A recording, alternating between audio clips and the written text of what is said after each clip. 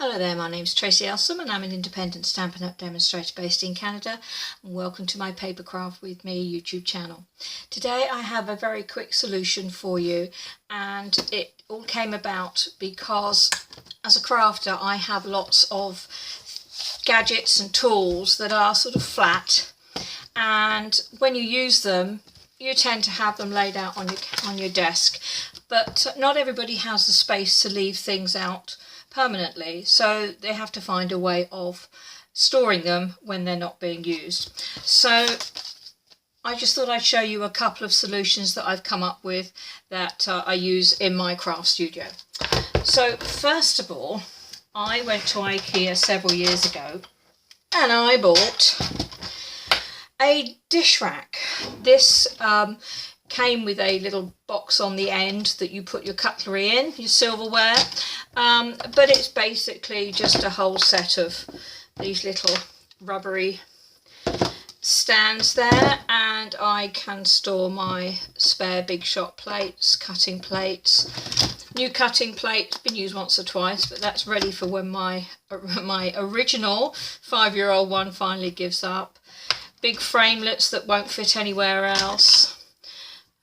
Gift bag punch board, envelope punch board, even my trimmer fits in there, and it's a nice way of keeping things stored, and I can just put them to one side somewhere in my craft room and just reach for the things when I need them. Another thing you could do is go to somewhere like Dollarama. You can pick these up fairly cheaply. This only has 2 slots in it, but it's still perfectly big enough to hold your plates. It will take an envelope punch board, whatever you need. So that's another option, fairly cheap, and one that I have for pens and other bits and pieces, your stylus and everything else in it.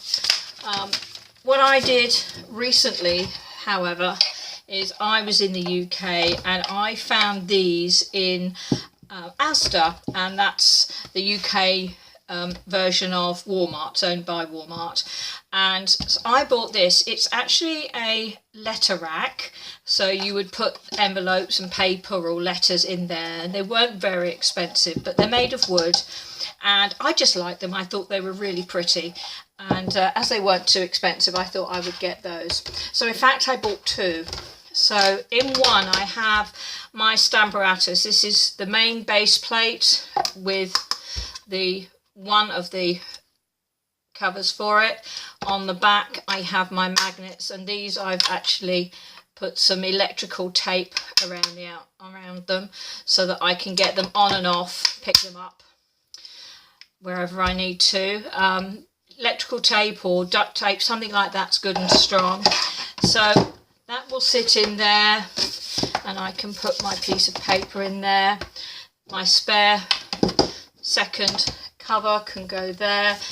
There's the foam piece that goes with it. So that all sits in one case. And I actually bought a second one, and in there I keep my Stampin' Scrub. That's a piece of foam that comes with the block case. This is the acrylic stamp block case, and I use that sometimes for stamping on when I'm stamping with photopolymer stamps. And then I have my Simply Chamois. That's in an empty stamp case, and that lives in there too.